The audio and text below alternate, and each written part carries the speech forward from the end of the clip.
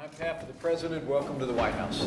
I'm truly honored to be able to welcome organizations that literally represent millions of Americans and millions of businesses back here to the White House at such a critical time in our efforts to rescue the American people from the disastrous policies of Obamacare. I'm grateful to be joined by groups ranging from the Chamber of Commerce and NFIB to Concerned Women for America, the National Taxpayers Union, American Conservative Union, Club for Growth, and the like. But thank you to each and every one of you for the way your organizations have stepped forward to make the case to the American people that we can repeal and replace Obamacare with policies that are built on freedom, that are built on state-based reform, and that will give the American people access to the world-class health care that they need and deserve. As we gather today, we are just a few days away from a critical vote in the Congress, a vote to begin the debate on the repeal and replace of Obamacare. And President Trump and I are urging every member of the United States Senate to vote to begin this debate. Every one of the groups that are gathered here today, the millions that you represent, are here to speak with one voice to say to the Congress, it's time to vote. It's time to act.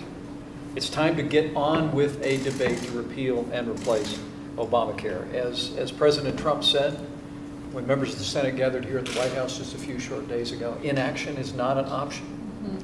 And frankly, as the President said, any senator who doesn't vote to begin the debate is essentially telling the American people that they're fine with Obamacare. And that's just unacceptable, because we all know the truth. Obamacare is collapsing all across the country as we speak. It's putting a burden on working families and American taxpayers and job creators all across this nation. We all remember the broken promises of Obamacare. I have Dr. Price here. He and I were both members of Congress when the debate over Obamacare happened in the Congress 7 years ago. I can still hear those promises ringing in my ears, can't you? That's right. If you like your doctor, you can keep it. Not true. If you liked your health insurance, you can keep it. Not true. The cost of health insurance would go down if Obamacare passed. Not true. We all know the facts. Even though we were promised that families would save $2,500 a year in premiums if Obamacare became law, according to our analysis at HHS, the average Obamacare plan today costs nearly $3,000 more than a plan did as recently as 2013. While premiums are soaring, choices are plummeting. Next year, at least 40% of American counties, including 9 entire states, will have only one choice of a health insurance provider, which is essentially no choice at all.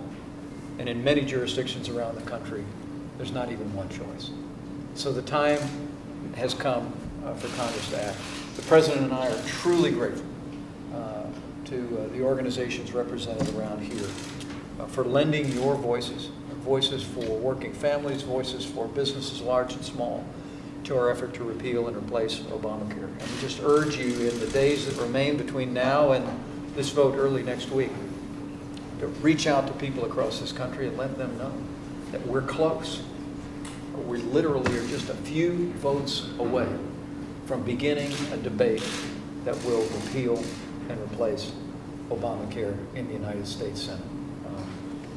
Congress needs to step up. Congress needs to do their job, and every member of the United States Senate should vote to begin the debate to rescue the American people from the disastrous policy of Obamacare, and we are grateful for your support.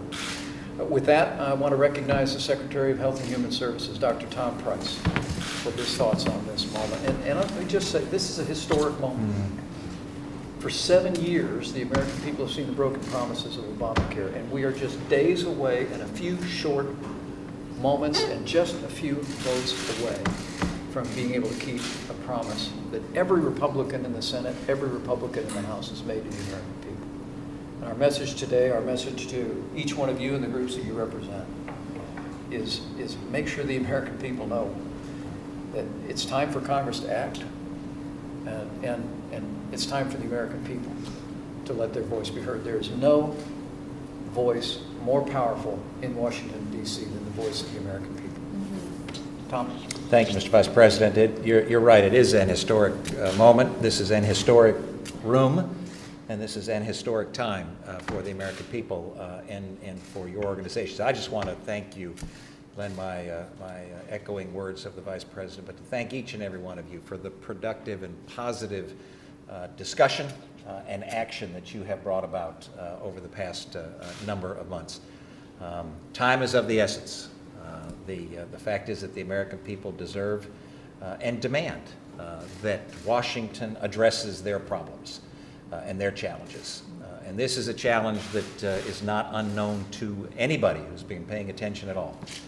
And that is that the American people desire that health care be in the hands of people, in the hands of patients and their families and doctors, not in the hands of Washington, D.C. That's what this is all about. There are decisions that will be made over the next few weeks in states all across this land about what 2018 looks like from an insurance standpoint. And the decision that is made in the next few days in this town will dictate and determine what those decisions will be. So as people are wont to say, this problem demands an act of Congress. And so it's an act of Congress that must happen. And we, once again, just can't thank you all enough for being that positive and productive influence on this discussion and this debate. Thank you. Thank you, Tom. Let's send a very clear message in the days ahead that the beginning of the end of Obamacare is when Congress votes to start the debate on a bill that will repeal and replace this disastrous policy.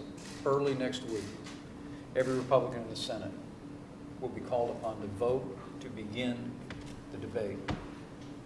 And we urge each and every one of you, all the platforms that you have, and all the millions of Americans that you reach, to make sure every American knows that every Republican in the Senate should vote to begin the debate, because once we begin the debate, the President and I are confident, working with all of you, working with the majority of the United States Senate, that we will pass legislation out of the Senate, we will move this legislation forward, and we will rescue the American people from the disaster of Obamacare. So let's go to work. Thank you all very much.